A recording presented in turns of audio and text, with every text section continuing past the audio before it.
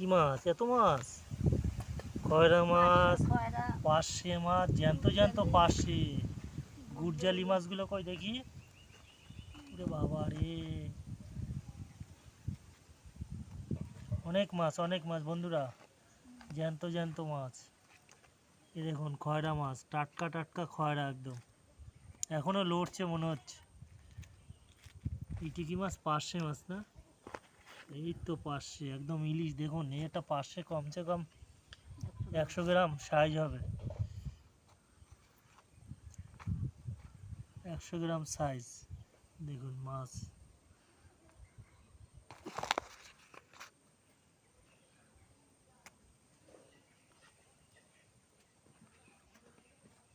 মাতলা নদীর মাছ।